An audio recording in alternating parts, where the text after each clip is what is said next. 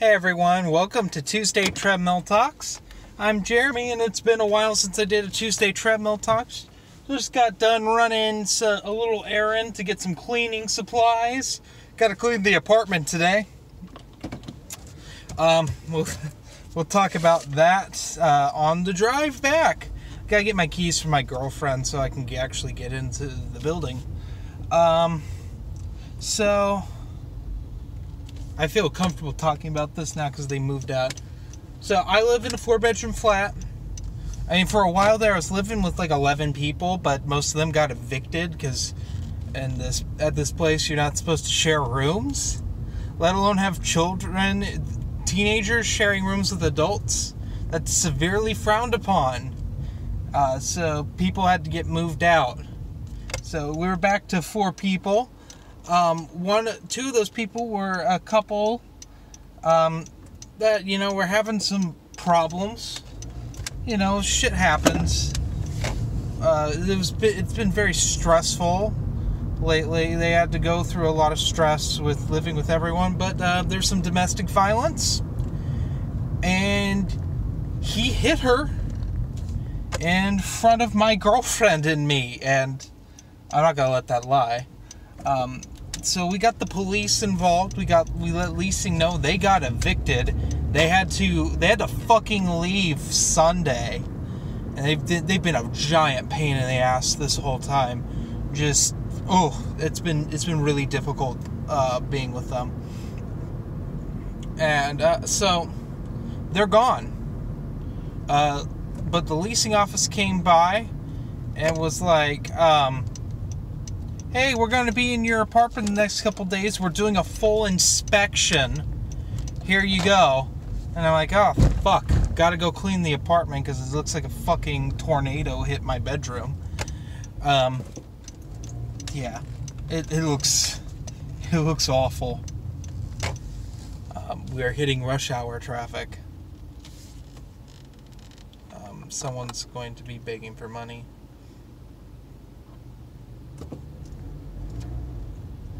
Yeah, no. Weird side note in this city.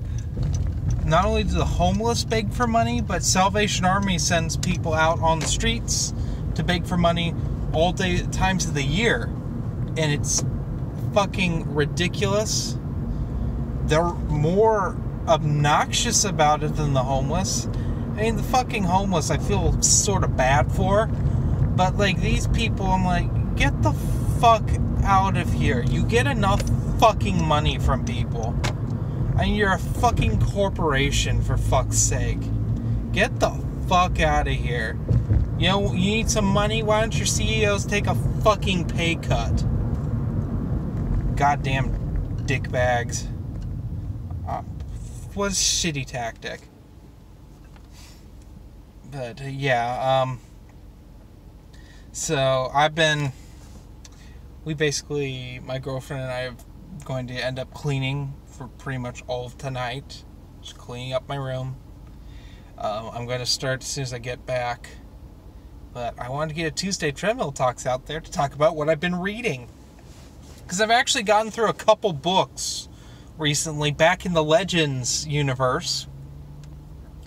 I read Dawn of the Jedi Into the Void by Tim Levin. And I've also read The Old Republic Revan by Drew Karpyshyn. I just finished that a couple days ago. And now I've started Deceived by Paul S. Kemp. I'm just working my way through ancient Star Wars shit right now. It's been pretty fun. I won't talk too much about Dawn of the Jedi because the review will be coming out really soon, but Revan's is going to be a little bit. I thoroughly enjoyed the book. I thought it was really good, but not because of Revan. He's a boring character. He's really boring. He's pretty much got no character. The Exile was a boring character. I basically liked the villains in Revan. I like them so much more than the protagonists. Because I'm not a big KOTOR fan. I'm like Matt Wilkins in that regard. KOTOR is fun for like 20 minutes, and then the clunky controls really get to you. It's a great story, don't get me wrong. It's some of the best Star Wars video game storytelling out there. It was really good for its time, but I think it's just dated. It's super. When you have something like Mass Effect from the same company, and Mass Effect is so much more fluid of a game compared to Knights of the Old Republic, like, you can't really go back sometimes. Now, I get there's like PC and video game purists that are like, fuck you. You just like new games because they're easier. No. I can admit when a game is bad. And Knights of the Old Republic, it's a good game for its time. It just doesn't hold up. Not all video games hold up over time. I mean, Christ, have you played a Medal of Honor game on PS2? I love those games as a kid, but man, they're clunky. Super clunky. Max Payne is another example. At least the PlayStation 2 port. You know, you play Max Payne and Max Payne 2, which are two very great games, some of my favorite games. But then you go and play Max Payne 3, which is such a far more smoother game. I mean, came out on the PlayStation 3 as opposed to the PlayStation 2. There's no really going back. Except for, like, nostalgia's sake. Now, granted, there's plenty of, like, good games that I love that are old games. Like, Republic Commando. I played a lot of that recently. And, that game, I still think, has held up really well. I think it controls incredibly great, especially on PC. I've never played the Xbox port, so I can't really comment on that, but the PC port is still fantastic. Dark Forces, to a certain extent, that's an even older game than KOTOR. It holds up very well, with the exception of you can't really aim up a lot. The aiming is weird. You get used to it, and you get used to KOTOR's clunky controls. It's just I find games that are more fluid to be more entertaining than games that are clunky. Arkham Asylum is a great example of that. Arkham Asylum has certain aspects of it that are really good. The combat's not one of them. It's stiff. It's clunky. It's just not pleasurable. Arkham City, on the other hand, fixed the combat and is the best of the Arkham series.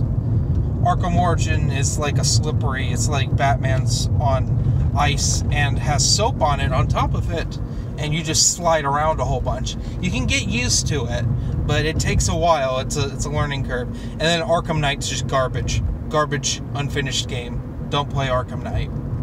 When I think Batman, I don't think fucking Tank Fighter. Am I fucking right? I don't know how many times I've talked about Arkham Knight, like on Tuesday Treadmill Talks when I was playing through it. But I fucking hated that game. It's fucking bad. It's really fucking terrible. And I didn't like the DLC. I didn't play all the DLC. And I played all of the DLC for all the other games. I did. I was really, like, even Arkham Origin, I played all of the DLC for, which was just the Freeze DLC, which I thought was pretty good. But I don't fucking like Arkham Knight. I played the two free ones that came when you pre-ordered it through GameStop, which would be the Red Hood DLC and the Harley Quinn DLC. Played both of those, hated them. And I played the Batgirl one, Batgirl DLC. It's okay. It's nothing real special. It's, let's stop talking about that. But, yeah. Star Wars Revan, pretty good book. I really like Lord Scourge. He's a character, like all of his stuff. I was drawn to a lot more on this reading. Like, I found him an interesting villain character. He's almost a protagonist. His motivations I found just more interesting than Revan's. Revan's not really drawn. Revan's just looking for his past in it. But yeah, we'll save that for the review. But Deceived. I get why people like Deceived. I'm a few chapters in. But my God, does it feel like fucking fan service. And I'm talking about the temple scene when Darth Malgus leads the Sith into invading the Jedi Temple. I have not finished that chapter yet because it's like super like JRPG opening status, like to a Kingdom Hearts game where it's just fucking fan service nonsense everywhere. I don't like it. It's too much like a video game. If you remember in my review of Dark Forces Soldier of the Empire, I said that William C. Ditz's writing for the climax felt like a video game and that Kyle Katarn could not be harmed. I take that back to a certain extent. That was more grounded than this. I mean, fucking Darth Malgus is like choking people to death in like 2 seconds with his bare hands. He's not even using the Force. He's human. He's just like crushing people's windpipes by just choking them. And he's beating people up, and he's just killing Jedi left and right in the temple. And it's like, ooh, remember Revenge of the Sith and how Anakin led the clone troopers to the Jedi Temple and they slaughtered the Jedi for like 5 seconds? Let's do that, but make it bigger and betterer. It's like, fuck off with that. It's fucking awful to read. Like, I had to, like, I'm listening to the audiobook and I'm just like, oh my God, can this fucking stop? It was cool for about 10 seconds. And now it's just like the build up to it is so much better than the actual invasion. I'm just like, what the serious fuck? It's so fan servicey and so man childish. Like, it's like made for like 10-year-olds to like, you know, fucking like, ooh, Jedi and Sith lightsaber battles everywhere. It's like what people fucking hate about the prequels. Like, there's just lightsabers all over the place. Like, Jesus Christ. Like, I was like, coming up in the Legends podcast, Matt Wilkins, Dylan, and I all talk about our favorite lightsaber battles. And Dylan and I stuck mainly to duels, but Matt put some really cool battle moments in. And I love myself some fuck yeah moments with lightsaber battles. There's some scenes in New Jedi Order where there's a scene where a Jedi holds off like thousands of Vong by himself. That's fucking awesome. I can admit that. It's kind of stupid, but like, I'm like, yeah. But when it's like thousands of fucking Jedi and Sith running around, swinging lightsabers at each other, and you're following one character, and he's just kicking the shit out of everyone, my ability to get rid of like my disbelief is suddenly out the window, because I'm like, okay, this is not how things work. We're not even Darth Malgus isn't. If Darth Malgus was the fucking Emperor of the Sith, I could probably like follow that better and it would make more sense. But Darth Malgus isn't even like high on the Sith Council. He's just like a Sith. Like, it's just like, what the fuck? And I know why it's written like this, because this was like some sort of either cutscene for the Old Republic MMO, or like it was part of a trailer for an expansion or something, because I've fucking seen this footage. I saw this footage like years ago when it came out, and I said, this is stupid. Because, like, for those of you who don't know, I don't like the Old Republic because I don't like MMOs. And in fact, I kind of avoid anything Old Republic after the MMO came out. Like, I used to be really into the Old Republic. I think that peaked with, I was a big fan of John Jackson Miller's Knights of the Old Republic comic book. I've talked about it numerous times. I think it's just a fantastic comic book series. Zane Carrick is a really great protagonist because he's like a terrible Jedi. Like, you don't get that. But like, when it came post that, where you get into like the Knight Errant stuff and the Old Republic web comics that Dark Horse then printed as comic books, it was like I checked out. Because at the time, I was on major Star Wars fatigue. It's the only time I've had Star Wars fatigue and regretted it. Because I got back into Star Wars talking, like right when the Disney buyout happened. Because like, I think it's sort of, looking back, it spawned from fucking The Phantom Menace being released in 3D. And as you all know, I defend The Phantom Menace in certain regards, but the movie itself, especially at that time to me, I thought it was fucking shit. And I wasn't going to pay money to see it in 3D because I fucking hate 3D movies. So it's like a double whammy of just garbage. Like, I don't want to watch the goddamn Phantom Menace. Fucking road rage honking going on. Like, there's just so many things that I don't just know. But like, I got sick of Legacy, fucking Vector. You've heard me complain about that 1,000 times because I hate Vector with the white hot intensity of 1,000 suns. It's such a fucking bad event. Like, Star Wars had one event that was great. It was called New Jedi Order. It's pretty fantastic, but people got butthurt over it. So why would you try to do that again?